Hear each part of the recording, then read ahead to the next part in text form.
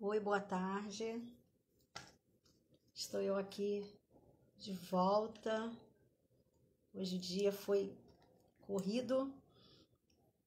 Participamos de uma oração maravilhosa hoje de manhã. E estamos aqui para fazer a nossa responsabilidade, né? Que assumimos diante de Deus no dia de hoje. Estamos agradecidos ao Senhor por tudo que Ele tem feito. E o Senhor tem sido maravilhoso. Cada dia que passa, nós temos sentido e percebido, né? Percebido o cuidado de Deus, as bênçãos de Deus sobre nossas vidas. Dando um tempinho para o povo chegar. Glória a Deus. Lália entrou. Seja bem-vinda, querida. Deus abençoe. Compartilha aí, chama mais gente. Hoje eu não avisei ninguém, que não deu tempo. Que foi corrido. E não deu tempo para avisar. Só almocei e já vim para cá, né? Para fazer o vídeo. Como eu falei para vocês, eu vou procurar sempre fazer essa hora. Oi, Haroldo, a paz de Cristo, querido. Que bom falar contigo. Vou procurar sempre fazer essa hora, né? Que é boa tarde para todos, a paz de Cristo. Que é uma hora assim, né? Que o pessoal tá... Oi, Jaque. Obrigada, meu amor. Obrigada pelo carinho. Lisabel também. Obrigada aí. Deus tem sido muito bom, né? Ontem teve aquele imprevisto, né? Porque o telefone tocou e a minha irmã disse que o telefone tocando não influi no vídeo, né?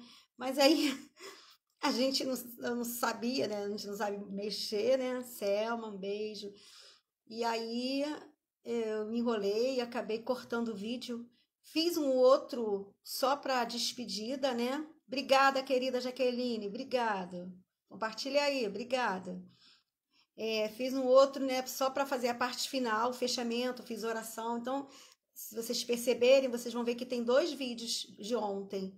Mas é porque teve esse problema que eu tive que parar, né, o outro. Mas tudo bem, sabe? Deus foi muito maravilhoso. Recebi também muitas mensagens. E nós estamos felizes com o que Deus tem feito, né? O importante é isso. O importante é que o evangelho seja pregado a tempo e fora de tempo, né? Nós estamos aqui para falar de Jesus mesmo. Eu quero ler com vocês hoje no livro de Tito. Tito, na minha Bíblia, é 1177. No finalzinho do Novo Testamento, antes de Hebreus. Ele é um livrinho pequeno, Tito, sabe? Ele só tem 2 capítulos. Título 1, 2. É bem pequenininho esse livro.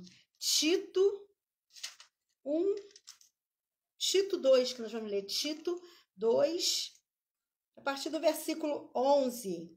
Como fica gravado, depois, né, as pessoas vão ver. Vai ficar lá no meu Face, eu vou avisar, então vai dar para ver. Mas assim, eu vou sempre estar essa hora, entre 1h, 1h30, sempre às 13 horas, né? Amanhã eu vou participar de uma live com a Fernanda Passos também, às 10 horas da noite, 22 horas. Nessa sexta-feira nós não vamos estar na rádio, porque minha irmã, nós temos um compromisso em Macaé, então a gente deve ir para lá quinta-feira, assim, se Deus permitir, que der tudo certo, à noitinha. Então acredito que não vai ter, deve ter o programa na rádio, mas não vai ter, no caso, a minha parte que que eu falo sobre superação. Mas para a semana, permitindo Deus, vamos, né, engrenar aí e vai dar tudo certo em nome de Jesus. Amém? Vamos lá. Tito, capítulo 2, versículo 11 e 12. É o que nós vamos meditar hoje, sabe? Vamos falar sobre a graça. Lisabel, a paz, minha linda. Seja bem-vinda. A paz para todos também. Isso. Lisabel. Bonito seu nome, diferente. Bonito. Porque a graça de Deus se há manifestado, trazendo salvação a todos os homens, ensinando-nos que, renunciando à impiedade e às concupiscências mundanas, vivamos neste presente século, sóbria, justa e piamente, aguardando a bem-aventurada esperança e o aparecimento da glória do grande Deus e o nosso Senhor Jesus Cristo. Então, hoje, eu tirei o dia para a gente falar sobre a graça. Eu confesso a vocês que em determinados momentos da minha vida eu sinto um pouco de dificuldade em compreender a graça. Oi, cunhada, a Tânia entrou aí. Obrigada, querida. Um beijo. Carol, como é que está? Tá melhor? Orei por ela hoje lá na igreja.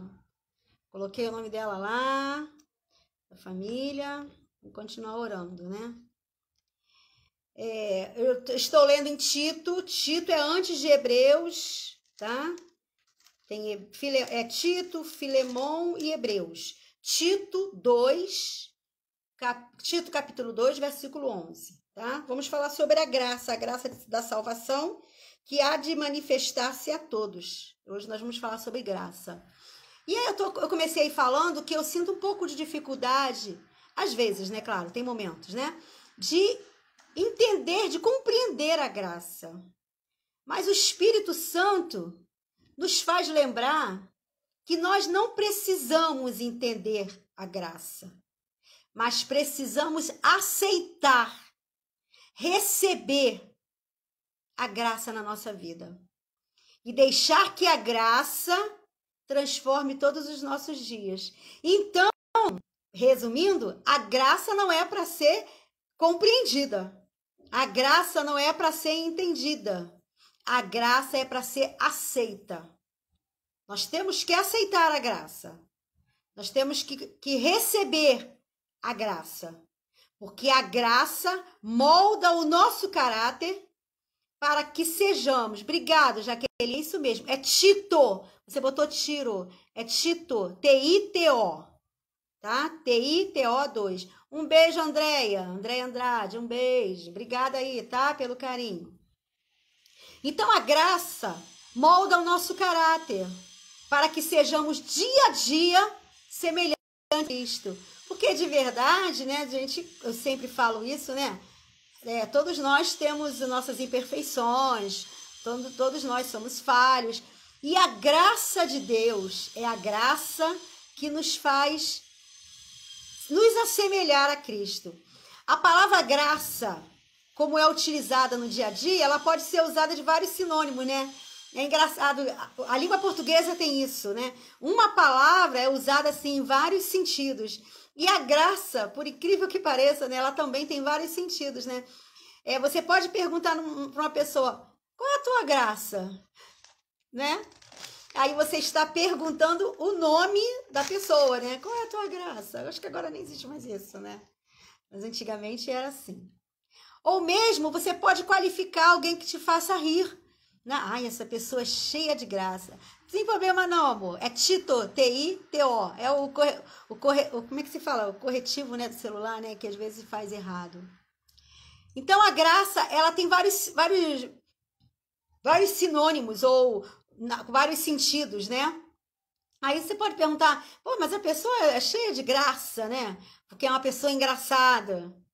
No Novo Testamento, a palavra graça, que o apóstolo Paulo está dizendo aqui em Tito, é que ele está falando da salvação. Uma boa definição no contexto teológico do que é graça, o corretor, é isso mesmo. Obrigada, meu amor, é isso mesmo. Obrigada, Jaque, Deus abençoe você. Nossa, eu estou te dando trabalho. Obrigada. É que a bondade de Deus é um ato divino. O ato divino de conceder ao pecador toda a bondade de Deus. A graça é um ato divino que faz o pecador, como eu, isso mesmo, tá certinho agora. De Deus, na qual nós não merecemos. E é graça. Porque que a graça de Deus se há manifestado, trazendo salvação a todos os homens. É incrível, porque a Bíblia fala todos. Quer dizer, é universal, é universalidade da graça. Ou seja, todo mundo tem direito a receber a graça. É presente de Deus para o coração das pessoas indignas. Isso é graça. Por isso que no começo eu disse para vocês que eu tinha uma certa dificuldade particular de entender a graça, não é? Mas isso é a graça. A graça nos mostra que não devemos ficar parados, vendo as coisas acontecerem. Irmão Ivanildo, bem-vindo, querido. Eliana Contígio também. Um beijo na esposa, Ivanildo, na filhinha também. Obrigado, você sempre nos tratou com tanto carinho ali em Macaé. Muito obrigado, o carinho que o senhor tinha com meu esposo. Muito obrigado. Obrigado por você estar aqui nos assistindo. Bota uma mensaginha aí para minha mensagenzinha aí para mim. Bota aí. Glória a Deus. A graça nos mostra que nós não devemos ficar parados vendo as coisas acontecerem. As pessoas morrendo na desgraça, sem graça. Pegou, gente, a redundância aí? Né? A graça nos mostra isso. Sabe? Que nós não devemos ficar vendo as coisas acontecerem. As pessoas morrendo na desgraça, sem graça. É preciso falar dessa graça. É preciso compartilhar essa graça. E é preciso manifestar. Eu acho que o principal é isso, manifestar essa graça. Porque, na verdade, assim, tem 4 evangélicos, né? Mateus, Marcos, Lucas e João. Mas tem um evangelho que ele é mais lido por todo mundo, que é o 5º evangelho, que é a minha vida e a tua vida. Então, quando eu falo que nós devemos compartilhar a graça, que nós devemos falar da graça, o principal, nós devemos manifestar essa graça. Entendeu? Isso é muito importante. Olha só, a graça se manifestou, no original quer dizer, a graça apareceu, né? Porque começa aqui, porque a graça de Deus se há manifestado, trazendo salvação. No original dessa palavra, manifestado, quer dizer, a graça apareceu. Ou seja, a graça surgiu com uma intervenção divina. Jaqueline está falando aqui, né? Viver a graça, é isso mesmo. É isso mesmo. Nós devemos viver a graça de Deus. A graça tem o poder de resgatar o homem e torná-lo uma nova criatura. É a graça que tem o poder de fazer isso. Entretanto, somente viverá essa graça quem decide aceitá-la. Porque a graça se há manifestado trazendo salvação, não é? Então, ela há manifestado trazendo salvação. Eu vou ler aqui, peraí. Ivone, eu vou ler o teu comentário. A graça é um conceito teológico... A graça é um conceito teológico fortemente enraizado no judaísmo e no cristianismo. Show! Definido como um dom gratuito e sobrenatural dado por Deus para conceder à humanidade todos os bens necessários. Que maravilha! Necessário à sua existência e à sua salvação. Gente, quem escreveu isso aqui foi um professor, tá? Ele era o nosso professor lá no Semeador, né? Um beijo para todo o pessoal do Semeador, Pastor Eliseu. Compartilha aí pro pessoal, o pastor Ivanildo. Vou profetizar. Um beijo. Mas é isso mesmo que ele explicou e muito bem explicado. Isso é o conceito da graça. É através da graça que somos fortalecidos para enfrentarmos as dificuldades que a vida nos apresenta. E somos inspirados a ter fé fortalecida. Somos motivados a continuar lutando, independente das circunstâncias, por mais terríveis que elas sejam. Nós somos capacitados para cumprir os propósitos de Deus. Então, um resumizinho da graça. Aí eu quero só falar com vocês um exemplo muito bonito de graça na Bíblia. Está em João 8. É um exemplo assim clássico da graça, de uma pessoa que alcançou a graça? João 8, do versículo 1 ao 11, de que é meio extenso, né? Olha lá. Porém, Jesus foi para o Monte das Oliveiras e pela manhã cedo voltou para o templo. E todo o povo vinha ter com ele e, assentando-se, ensinava. E os escribas e os fariseus trouxeram uma mulher e, pondo-a no meio, disseram: Mestre, essa mulher foi apanhada no próprio ato adulterando. E na lei de Moisés, as tais manda que seja apedrejada. E tu dizes? Isso diziam eles, né? Eles não estavam preocupados em cumprir a lei, não, tá? Eles diziam isso tentando para que tivesse do que o acusar. Mas Jesus inclinou-se e escrevia com o dedo na terra. Gente, é linda essa passagem. E como insistissem, perguntando, endireitou-se ele e disse: aquele dentre vós que está sem pecado, seja o primeiro para tirar a pedra. E tornando-se a inclinar, escrevia na terra. Quando ouviram Jesus falar isso, eles começaram a se retirar um a um, dos mais velhos até o último, ficando só Jesus e a mulher que estava no meio. E endireitando-se Jesus, e não vendo ninguém mais do que a mulher, disse: mulher, onde estão os teus acusadores? Ninguém te acusou? E ela disse: ninguém, Senhor. E disse Jesus: nem eu te condeno. Vai, não peques mais. Que demonstração da graça tremenda, né? Mais uma vez, ontem nós falamos sobre eles, né? Os escribas e fariseus, que são os religiosos, né? Mais uma vez, eles colocaram diante de Jesus uma mulher.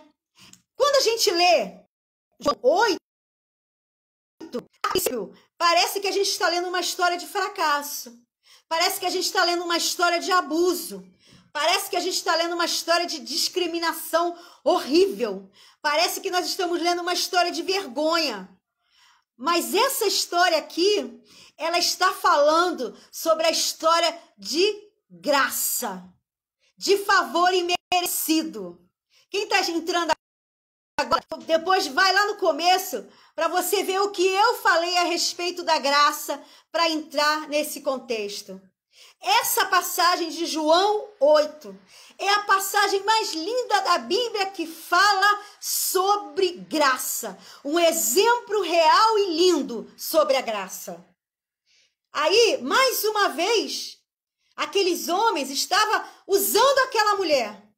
Eles não estavam preocupados em cumprir a lei, mas eles estavam preocupados em achar uma falha em Jesus.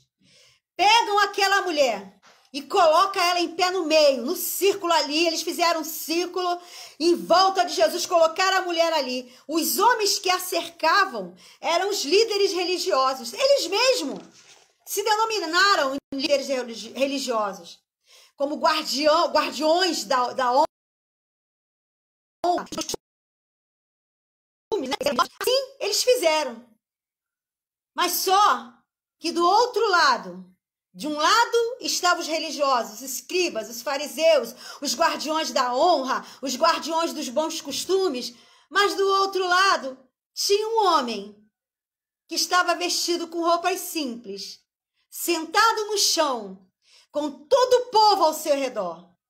E ele olha para o rosto daquela mulher. Gente, é lindo de ler isso. A Bíblia, ela é linda. A Bíblia é maravilhosa. Este homem que olha para o rosto daquela mulher é Jesus. Ele estava ali sentado ensinando. E aquela mulher, enquanto Jesus estava ensinando, aquela mulher estava enganando, vivendo uma vida de mentira. E os fariseus estavam ali para dar um fim a ambos. De verdade, eles não estavam preocupados com a mulher.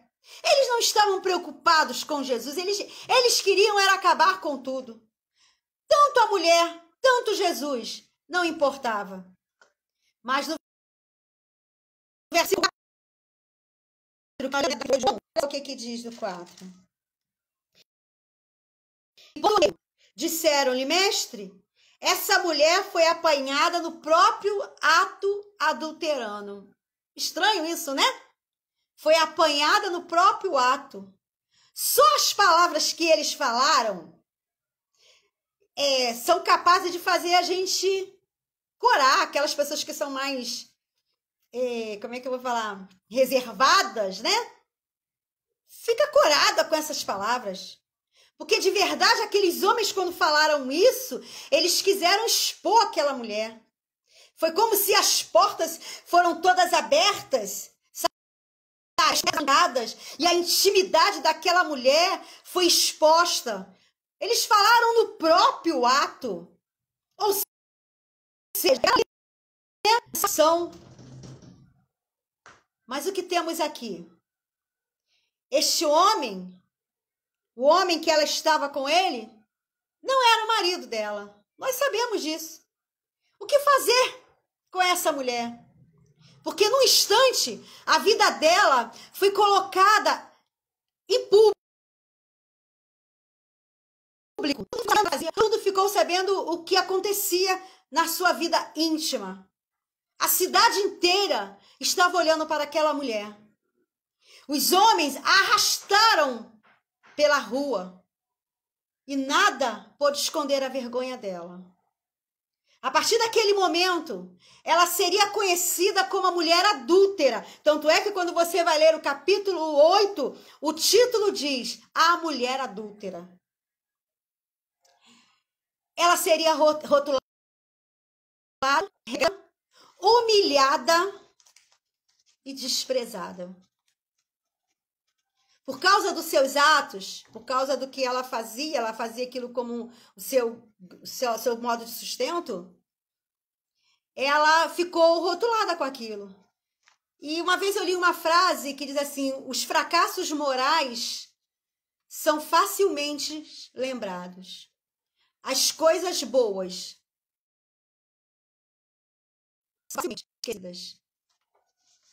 Interessante, né? E é verdade. Às vezes você faz 99,9% de coisas boas. Aí você faz 1/10, uma coisinha de nada. E toda a sua história é jogada no lixo. Porque, eu vou ler mais uma vez a frase, os fracassos morais são facilmente lembrados, mas as coisas boas são facilmente esquecidas. Mas espera aí, o adultério exige participação de 2 pessoas, não é? E aqui, eles só levaram a mulher. O que aconteceu com o homem? Fugiu? A lei deveria ser para os 2. Só que a intenção ali não era cumprir a lei. Versículo 5, e na lei nos mandou Moisés apedrejada. Olha o que eles perguntaram para Jesus. Tu, pois, o que dizes? A mulher, eu imagino a situação daquela mulher, ela deveria estar de cabisbaixa, o olhar no chão, talvez até algumas lágrimas correndo no seu rosto. Tamanho era a humilhação, tamanho era o sofrimento que ela estava passando. Não adiantava ela olhar para aqueles homens, pedir misericórdia, porque ela não iria encontrar, só iria encontrar acusação. O rosto era implacável. Implacável. Ela não tinha misericórdia. Aqueles homens com as pedras nas mãos, a mulher olhando para eles com as pedras nas mãos. Eu tô falando para vocês, gente, como foi que eu li essa passagem? Eu li essa passagem assim, sabe? Eu gosto de ler a Bíblia imaginando a situação.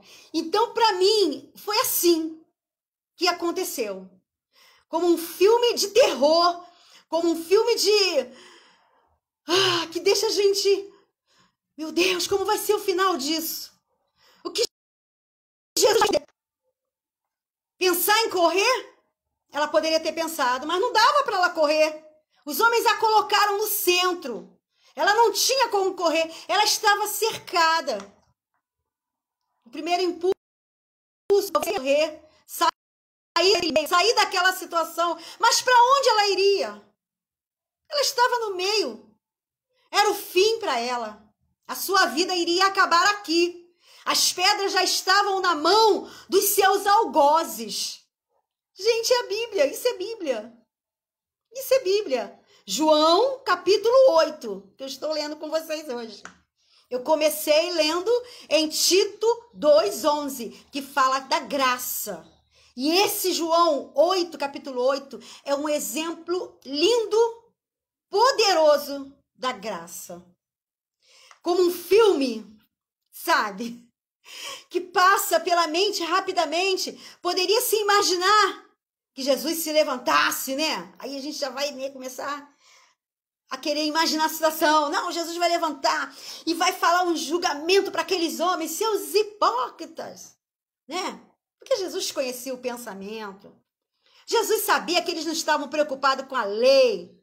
Jesus sabia que eles não queriam, eles queriam mesmo era arrumar alguma coisa para falar contra Jesus e acabar com aquela mulher.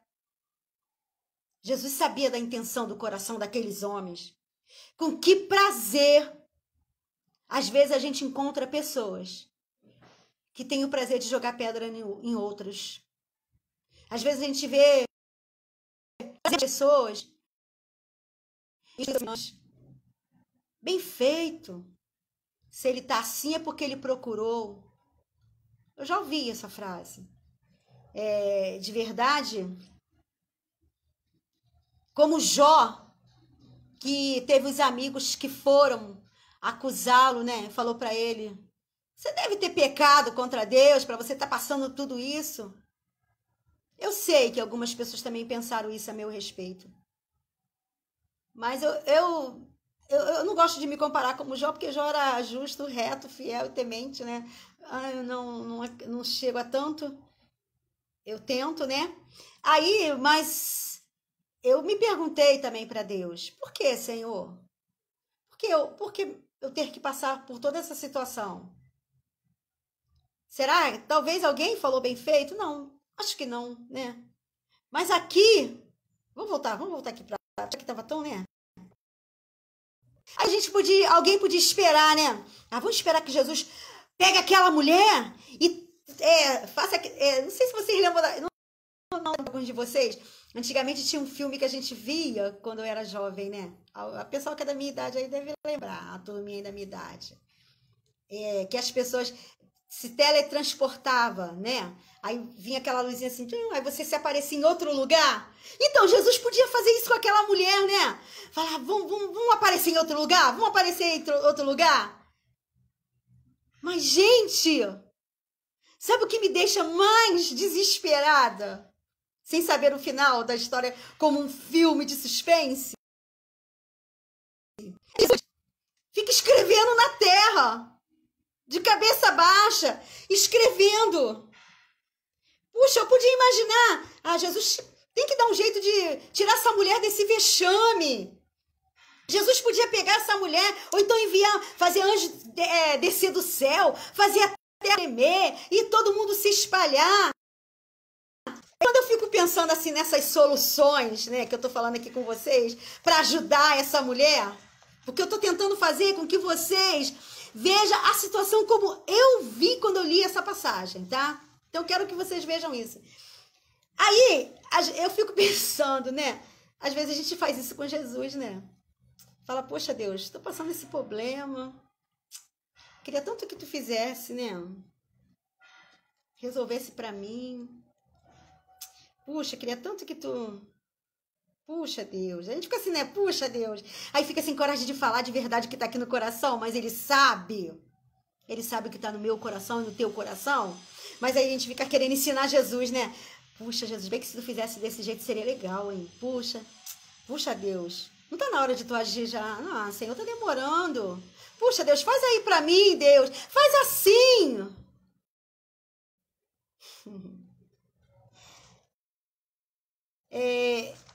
Quando eu li isso aqui, quando eu estava estudando sobre a graça e eu li a história dessa mulher, eu vejo Jesus sentado. Mais uma vez, Jesus se movimenta. O movimento de Jesus é sutil. A sua mensagem é clara.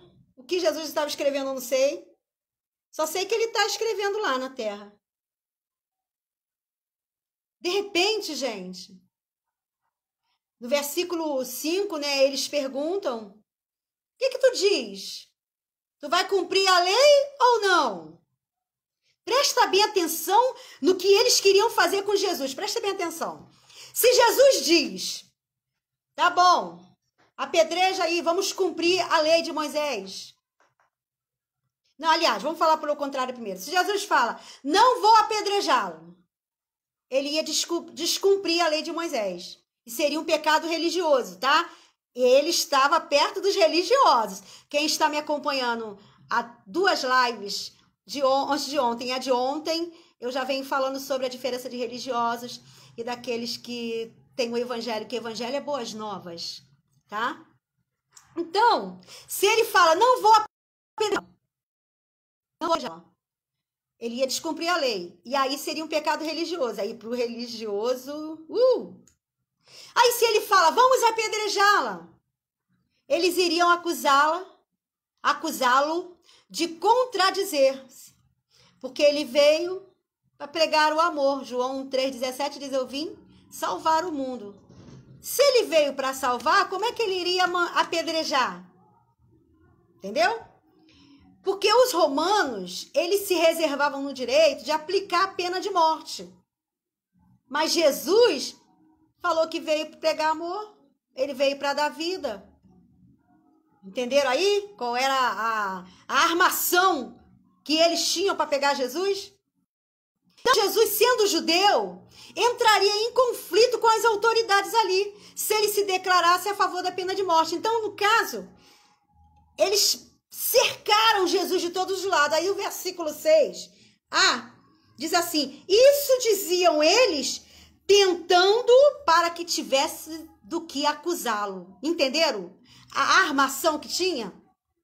O versículo 7 diz assim, e como insistisse, eles estavam insistindo, tá? Perguntando-lhes, endireitou-se e disse,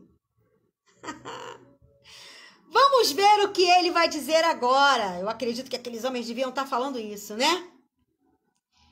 Gente, e Jesus, que é maravilhoso, que é conselheiro, que é Deus forte, que é o Pai da eternidade, que é o príncipe da paz, que tem palavras certas para as horas certas, que tem palavra de vida para mim e para você, que conhece as minhas e as suas limitações, que veio para dar vida, que tem a palavra certa para nos dar. E ele tem a resolução de tudo para nós.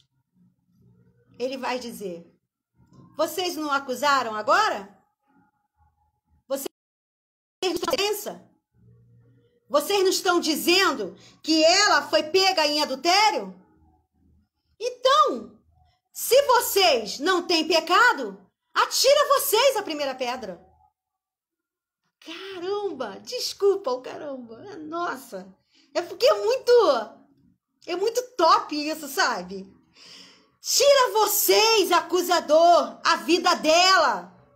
Jesus jogou para eles a responsabilidade de resolver aquela situação. Quer destruir ela? Destrua vocês. Porque a minha essência é amor.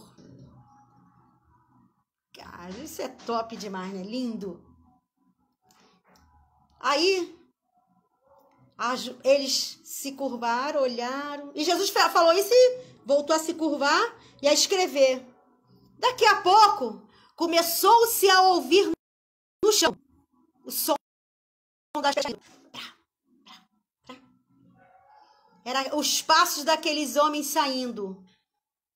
Sabe por quê? Como é que eles iam jogar pedra na mulher se a vida deles também estava cheia de erros? Se eles também eram pecadores? Se eles também estavam com a vida toda enrolada?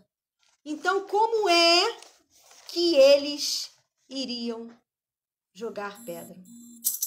Jesus e a mulher são deixados sozinhos, sem o júri, a sala do tribunal ficou vazia, a mulher ali em pé, encolhida, eu acredito que com os olhos cheios de lágrimas, né? Cheio de medo, esperando o veredito. Ela está ali. Ela vai querer. E no verso 10 diz assim, olha o 10. O 10 é lindo para fechar isso aí, olha o 10. Endireitando-se Jesus e não vendo ninguém mais do que a mulher, disse: Mulher, onde estão os teus acusadores? Ninguém te condenou? E ela disse: Ninguém, Senhor. E disse Jesus: Nem eu. Vai-te e não peques mais. Puxa. Ele ficou surpreso quando percebeu que a mulher estava ali e perguntou para ela: Onde estão os teus acusadores? Você ficou aqui diante de mim. A mulher continuou diante de Jesus. Aquela mulher ficou diante de Jesus porque ela sabia que Jesus podia justificá-la. Que ao olhar para ela, algo seria modificado na vida daquela mulher.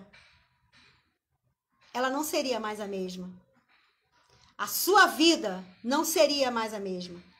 Aquela multidão não estava ali à toa. Eles estavam ali porque eles foram abençoados. E ela esperou porque sabia daquele homem. Eu vou ficar aqui. Eu não vou sair atrás dos meus acusadores, não. Eu não vou fugir, não. Eu vou ficar aqui. Porque eu sei que a sentença dele para mim vai ser sentença de graça. Gente, lindo isso, né? Eu fico muito maravilhada com esse Jesus. Você já se maravilhou de quantas coisas Deus reagiu para você quando você fracassou, quando eu fracassei, quando você quis desanimar, quando eu quis desanimar? E como Jesus agiu de modo tão maravilhoso a nosso favor? Jesus fala para ela: eu não jogo, eu não vou te culpar, não. Ele está dizendo: eu tenho uma mensagem, não está na areia não, mas está na cruz. E essa mensagem é o meu sangue. O meu sangue que tem o poder de limpar e de lavar qualquer tipo de pecado. Jesus fala para ela: vai e não peques mais. Mude de vida, mude de atitude. Glória a Deus. Aquela mulher tomou posse do perdão de Jesus. Ela tomou posse da misericórdia de Jesus. Ela tomou posse da graça de Jesus. O Salmo 73, verso 28, parte A, fala assim: para mim, bom é me aproximar de Deus. O Salmo 34, verso 22, na parte B, fala assim: nenhum dos que nele confia será condenado. Eu quero fechar essa palavra e voltar de novo falando aquilo assim: aquele que está sem pecado, atire a primeira pedra. Essas palavras, ela não pode ser dita como justificativa, é claro, porque tem gente... Eu tinha um amigo que ele sempre falava assim para mim: Naide, a gente tem que pecar, porque se a gente não pecar, a gente não vai ter motivo para Jesus perdoar. Aí, já é um pecado, né? Uma coisa... Você agora você... Muito mais, né? Você tem consciência que tá errado e você vai fazer de novo, aí você tá brincando, né? Então quando aquele que está sem pecado atira a primeira pedra, tem pessoas que usam isso como justificativa, né? Mas não. Para aceitar o pecado dentro da igreja, ou para tratar com leviandade o fracasso das pessoas, moral, isso tudo aí não pode ser. O pecado é pecado. Pecado é errar o alvo, tá? Então tem que ser pedido perdão a Deus, tem que mudar de trajetória. Mas Jesus falou para ela: nem eu te condeno. A atitude de Jesus para essa mulher revela o seu próprio redentor com a humanidade. Sabe, é lindo isso, porque revela ele não nos trata como uma pessoa indigna de perdão. Porque às vezes, teve um dos outros vídeos, eu falei sobre isso, né? Da pessoa se deixar se tomar pelo remorso e não se perdoar e nem aceitar o perdão. Porque a salvação, eu li em Tito 2, né? A graça trazendo salvação, aceitam. Se você aceita o perdão de Deus, você recebe o perdão de Deus. Entendeu? Então, ela não nos trata como uma pessoa indigna de perdão. A salvação, desde que você renuncie o pecado. Cristo foi aquela mulher, a salvação e o livramento da sua vida de pecado. Perdão significa isento das culpas. Jesus salvou aquela mulher. Jesus deu um novo sentido para a vida daquela mulher. Jesus, eu sei que aqui não tem escribas, nem fariseus, eu escrevi aqui, estou lendo o que eu escrevi, tá? Que querem ver a destruição dos outros. Mas você foi chamado para abençoar. Usa a tua boca para profetizar. Esse é o dia que nos deu o Senhor, né? Você pode estar só de morte, nada está dando certo, não tem solução, o palco da derrota se formou diante de você. Mas uma coisa é certa, quando Jesus chega, se você continuar diante de Jesus, aquela mulher, ela não saiu de frente de Jesus, ela não se permitiu sair de frente de Jesus, porque ela sabia que em Jesus ela iria encontrar uma nova história, a salvação e a graça de Tito 2:1, que eu vou fechar lendo novamente. Vamos lá, Tito 2:1, cadê? Desmarcou?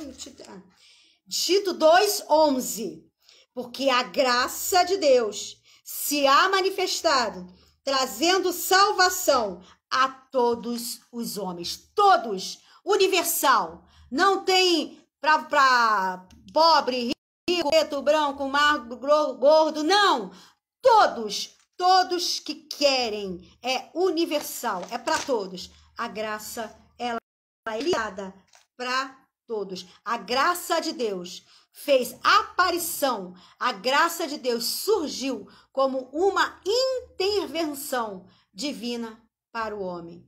Então, que possamos usufruir, tomar posse dessa graça que o Senhor tem nos dado. Porque a graça de Deus se há manifestado, trazendo salvação a todos os homens, universalidade da graça, presente de Deus para o coração de todos os homens indignos. Deus abençoe a todos. Fecho a minha participação nessa tarde com essa palavra, pedindo a você que pense sobre a graça. Pense mais sobre a graça, né? Eu até falei que na nossa língua, né, de portuguesa, a graça tem vários sentidos, né? Uma pessoa muito engraçada, ai, que pessoa engraçada, né? Ou então, a pessoa faz aquelas piadas, ai, que pessoa sem graça. Ou tem, oi, graça, tudo bem? Né? Para de graça. Mas a graça que nós estamos falando é sobre a graça que Jesus enviou para nós. Aquela graça que é um favor imerecido que precisa de Jesus. Que você tenha uma vida cheia de graça. Que você não seja uma pessoa sem graça, mas que você permaneça na graça de Deus. Amém? Vou orar nessa tarde. Deus, queremos te louvar por esses momentos assim grandiosos em que podemos falar da tua graça. A graça que é maravilhosa, a graça que é poderosa, que sem essa graça nós não podemos viver, que com essa graça nós conseguimos vencer. Abençoa todos que estão me assistindo, Senhor, entra com a tua bênção, entra com a tua graça, aqueles que se encontram, Senhor, desesperançados, achando que eles pecaram tanto que não merece a graça de Deus, mas que eles possam entender que essa graça, ela é derramada sobre todos, que possamos tomar posse dessa graça, que possamos viver essa graça, que possamos manifestar essa graça. Senhor, abençoa a todos, cada um, aqueles que se encontram enfermos, repreende todo mal, vai de encontro, Senhor, o Messias fala crente, ajuda, Senhor, opera um milagre, Senhor, aqueles que estão enfermos, Senhor, vai, Senhor, com teu poder, fazendo a tua obra. Pastor Marcelinho, Senhor amado, Rosilene, toma em tuas mãos, Lucimar. Senhor, tantas pessoas que estão enfermas, que estão precisando de oração. Os meus amigos que estão aqui me assistindo, libera uma bênção especial sobre cada um, que cada um venha tomar posse dessa graça e viver essa graça abundantemente. Que Deus abençoe a todos, em nome de Jesus. Graça, graça, superabundante graça, graça, graça preciosa e doce graça. Foi graça, irmão, foi graça, irmão, eu vos digo que foi assim, que só pela graça de Jesus eu venci e cheguei aqui. Deus abençoe a todos, em nome de Jesus. Receba a graça do Senhor sobre a tua vida. Amém.